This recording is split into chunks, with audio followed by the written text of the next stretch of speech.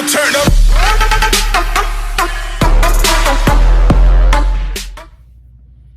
I have Mr. Sleepy here with me. What are we going to talk about? We're going to be talking about running back ones versus running back twos, which is a very, am I talking too loud? Very important question to be asked and to be answered. We have a lot of this RB6 to like 20 range where in Dynasty and in like the 2021 season, we're going to have a lot of different questions going about of like, where do we have some of these players? Do you have a question?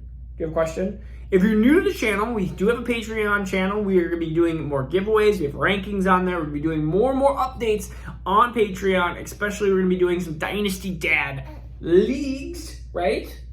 Woo! Yes. So we'll be doing that as well here in the upcoming month to couple months here. All right, so we're just going to go with the simple statistic. I like the simple statistics. Sometimes analytics get way too confusing, complicated. Do you have a question still? So RB targets versus RB rushes. It's as simple as that. What is more valuable, targets or rushes? And some of you already are like, I know the answer.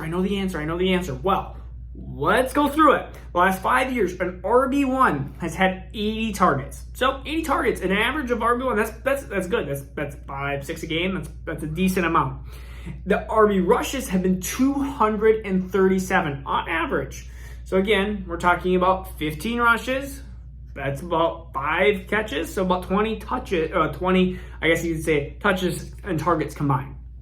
So when I see some of these, you have to have 25 touches, you have to have 30 touches to be a running back one. No, you don't. You can be more efficient. I mean, Kamara is somebody that is a prime example of that, but there have been other running backs as well. Aaron Jones has been somebody that has rushed right about 200 times and has 40-some catches and is RB5. Anyways, RB2 now. Let's go through that statistic.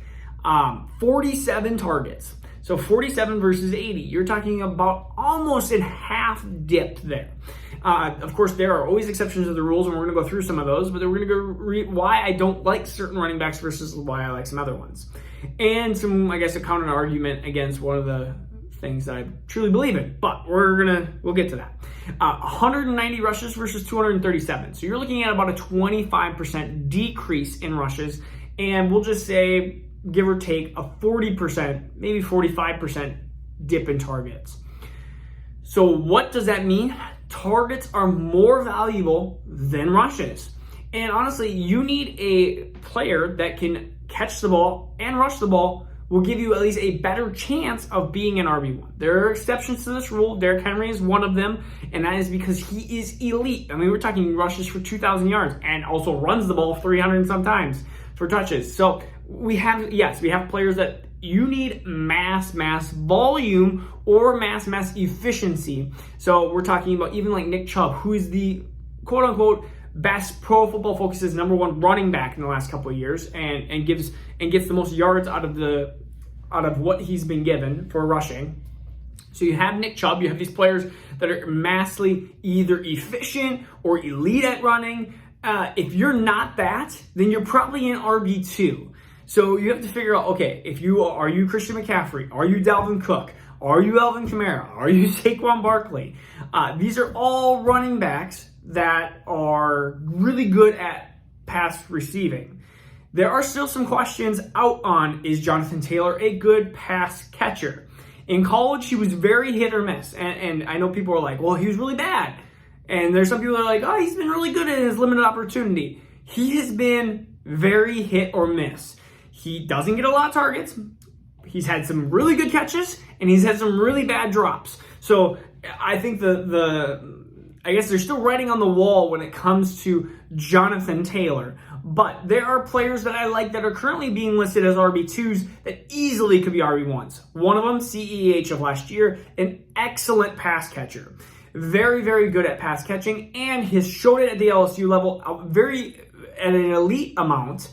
Another one is Antonio Gibson, who, of course, RB13 right now in Dynasty, keeps moving on up. He is one of the best pass catchers of the last couple drafts. He was listed, as a wide receiver kind of coming into the draft. He was running back / wide receiver. He's a wide receiver pretty much at Memphis and a little bit of running back in there. because Kenneth Gainwell was there. Kenneth Gainwell also very good at pass catching.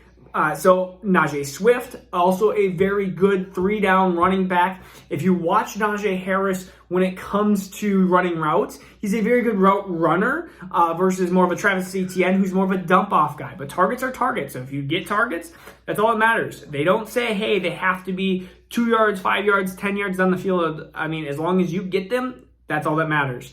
And then, of course, DeAndre Swift, another really, really good pass catcher besides the little drop in the end zone that cost the Lions game. Well, sucks to be them. Sorry, Lions fans. I'm just saying. Yeah, I remember that when I was like, oh, DeAndre Swift, he's open. Oh, it's going to be a touchdown. No, he dropped it. So the players that I don't necessarily like, again, Henry has 2 things against him. 1, he's not a pass catcher. 2, there's lots of things against him. 2 is his age. He's starting to get older, past that 27-year mark. And I guess 3 is his volume is starting to catch up to him a little bit. He didn't have a ton of volume early in his career, but now it's starting to catch up onto him. Cam Akers, who people are loving, and I understand that Cam Akers could be a really good fantasy football producer, but you're talking about 1 to 2 targets a game. He had a lot of games where he just had 1 catch, and that's going to be a problem when it comes to be a highly elite fantasy football producer, and they have a ton of really good wide receivers that they're going to be utilizing in that offense. Another rookie coming in is Trey Sermon. He did not show, I personally did not think he was a very good pass catcher. He also has a very low speed burst as well, so some things to note and look forward. I mean, so if you have a guy that is not really a speed guy, I mean, he doesn't for his body frame. I mean, he has very low speed ability. So you're looking at a guy that probably won't be utilized in San Francisco at the passing range. Like, they're just not going to use him there. I don't think in that kind of mold or sphere. So I guess the biggest argument against this kind of whole take is J.K. Dobbins. And it's not because he can catch. He made some questionable drops. I will say that. He made some questionable drops. I just said how much I love J.K. Dobbins and DeAndre Swift and some of these running backs. But J.K. Dobbins is the one that I guess argument. So sometimes you have to look at tape, and sometimes you have to look at analytics, and sometimes you have to kind of have this overall combination. J.K. Dobbins doesn't get the RB targets that he needs to get to be an RB1.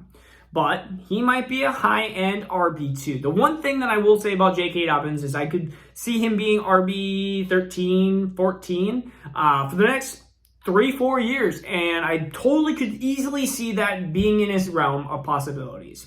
Being in this kind of like Joe Mixon category, kind of being maybe just a little bit less than like a Nick Chubb, kind of into this high RB2 category. And I'd be perfectly okay with that. So again, this is Marcus with Dynasty Fun. Peace out. See you tomorrow. Now turn up.